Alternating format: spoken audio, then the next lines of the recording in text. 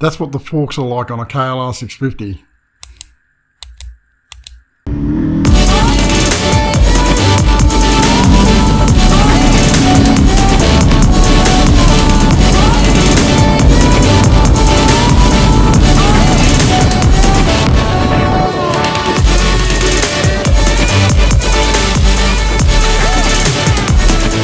Okay, so a few days ago, Kawasaki came out and announced the new KLR650.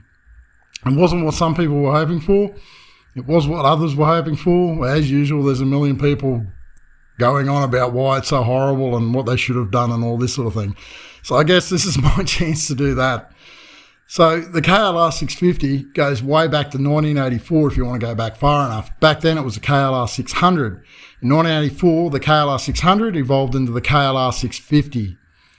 It was a pretty big evolution, but it was an evolution nonetheless. From 1984 until 2008, they sold it pretty much unchanged. Bold new graphics, and that was about it. In 2008, they changed fairing bits and pieces. That ran pretty much all up until about a year ago. So for 2022 model is a new one. It's just been announced. There's been some changes. It's definitely more of an evolution than a revolution. So the big change is EFI. They've pretty much been forced into changing EFI, and I'm actually really surprised that other manufacturers are getting away with carbs on some of their models. And that's to meet the emission standards. But you know what? EFI is a great thing. You're hearing people go on with things like, oh, I can fix a carby under a tree in Botswana.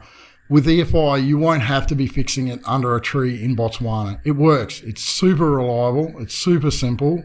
It actually is. And it just works. It keeps going. It adjusts for altitude, which isn't a major thing in Australia, but it works. So that's a good thing. That's definitely a good thing. They've added a digital dash with a fuel gauge. People have missed that. But yeah, there's a fuel gauge on there. And that's pretty bloody handy, to be honest. The other changes they've made is a new rear swing arm. It's, I believe, 30mm longer.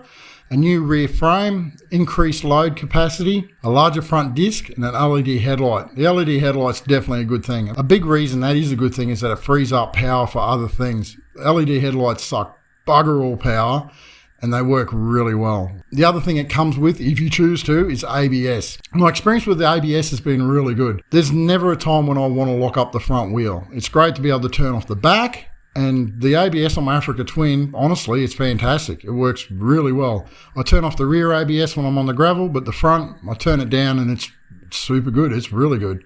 Hasn't come with other things like traction control, adjustable suspension, but that's not what the KLR's about. That's never what it's been about. That's not what it should be about. So changes that I've seen, increased fuel capacity, it works out to be about a litre, so it's not much. It's 23 litres now, up from 22. There's no horsepower figures that I can find, so I can't comment on that. Not that it really matters with the KLR. Torque is up from 33.4 pounds per foot to 39.1. Apparently makes a little bit more horsepower mid-range. Yeah, that's a good thing. Peak power, it's good, but it's not really where it's at, especially when you're running a 5-speed gearbox. A lot of people wanted to see a 6-speed gearbox. A 5-speed, actually, I understand. I get it, why they've stuck with a 5-speed. It's got nice wide ratios. Sometimes you'd like a lower first, but not a lot. Sometimes you'd like a higher top gear. Yeah, you can change that with your sprockets and your final drive ratio. So it's honestly not that bad having a 5-speed. I don't see it as a huge advantage going over to a 6-speed, especially with the thumper, with the way it makes its power. So the thing that people are talking about is the weight increase. So yeah, she's put on a few kilos, not a lot. It's gone from, I think, 196 kilos up to 208. That is getting up there. That is getting pretty close to my Africa Twin. It's getting porky. With this sort of bike, you know, it's not really that much of a thing. They say you can have 2 of 3 things with a bike or a car or anything. You can have a low price, you can have high performance, or you can have reliability. You get to choose 2 things, never 3. So, yeah, I guess they've gone for well, you wouldn't say performance, so they've gone for economy and reliability with the KLR, and that's how it's always been, and that's why people buy it. That's why people love the KLR. So why would you get the KLR? Well, the KLR650 is often compared to the DR650. You know what, I've always thought that's sort of chalk and cheese. The DR650 is a good bike, but to make it work as an adventure bike, you need to do something with the seat, you need to do something with the fuel tank, you need some sort of wind protection. Once you start adding all that up, it sort of works out easy just to get yourself a KLR and be done with it. With a KLR, you stick a bash plate on it, maybe a set of bark busters, some decent tyres, and go. That really is about it. Obviously some luggage, but you have to do that no matter what. But she's pretty much out of the box a really good lightweight, medium weight adventure bike. They just work. They do what they're meant to. They're a great travelling buddy. They really are. You'll hear people say that it's not a real dirt bike because you wouldn't take it on single track. Yeah, no, that's not what it's meant to do. It's a gravel road tourer. That's what it does great. It's a travel bike. You load it up, you get on it, you take off, you travel. That's what the KLR excels at. That's what it does. That's what it's aimed at. And at that, it is a really good bike. You want to be a homeless guy on a motorcycle, traveling for ages or whatever, it's a great bike. Yep, it's probably a great bike for commuting too, kicking around. It's a good bike. They're a good, solid, honest bike, and they're cheap. They're pretty cheap. The new bike does have a bit of a price increase, but I don't think it's going to be too much. Like I said before, you can get it with or without the ABS, so for some people that's going to be a good thing. They come with 2 special editions. They're coming out with a Adventurer and a Traveller. They didn't ask the Australians when they named it a Traveller, did they? I'm just going to let that go. I really am. Okay, so the Traveller comes with a top case. The Traveller comes with a top case and a power socket. You know what? The power socket's actually a really good thing to have, almost a necessity. Bike manufacturers. And then there's the adventure model. So it comes with side cases, engine guards, some say fog lights, some say auxiliary lights, crash guards, the power socket, and the grey camo colour. As for colours, yeah, they come in a green, which really harks back to the old diesel KLRs that the Marine Corps used in the US, and an orange, which looks like it's trying to be a KTM. It's not a KTM, not even close. So yeah, I think it's going to sell. I think it'll continue to be around. I think the KLR650 model or bike will probably outlast religion. It's going to be around for a long time. It's really good at what it does. They sell tons of them.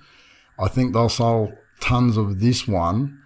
Will I be trading in my Africa Twin for one? No. No. My Africa Twin is superior in just about every way you can imagine. It's a brilliant bike. The KLR as well is a brilliant bike. Again, apples and oranges. It sort of occurs to me that the KLR has put itself in a situation where it's kind of in a league of its own. It's kind of doing its own thing now, which is really cool. Knowing Kawasaki, they won't change it forever. It'll be like this until 2032 or something. That would not surprise me.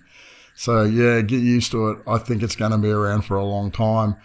I think it'll be a great adventure bike. I think it'll be a great travel bike. It always has been. It will continue to be. It's cheap. It does what it's meant to out of the box. You're not going to win any races with it. And it is more fun to ride a slow bike fast. I used to flog the freckle out of my KLR, and I used to have fun doing it. The Husqvarna I had after it was a superior bike in every way when it came to riding. It was brutally fast, way faster than me. It wasn't as fun, to be honest. The Africa Twin that I have now, it is pretty bloody quick too, and it gets scary fast as well. At the end of the day, am I having more fun on these more expensive bikes than I did on the KLR650? No, I'm not. I used to have a great time on that, just exploring, and I've got great memories from that bike. I really enjoyed it. I really, really enjoyed that bike. Yeah, that's my take on it. It's not going to set the world on fire, but it'll take you to see the world on fire. What would I like to have seen them do differently to what they have done? I would have liked to have seen upgraded suspension. I really would have. The 41mm forks with 200 mils of travel, they look exactly the same as they used to. So yeah, those forks are pretty awful, to be honest. The rear suspension is meant to be firmer. The travel is increased very slightly on the rear. I think it's only because of the longer swing arm. The seat height is, I think the seat height is a little bit higher, but the ground clearance is the same. So she's picked up something in the middle there. Apart from that, yeah, there's a lot of little changes, a lot of little evolutionary changes. Bigger generator, that's one of them. Redesigned clutch throwout bearings, I think, is another one. I didn't know there was a problem with the old ones. So lots of little things, little bits and pieces. Obviously, the new fairing, the bold new graphics. So, yeah, it should be a good bike. I think it'll be around for ages. And there's always this.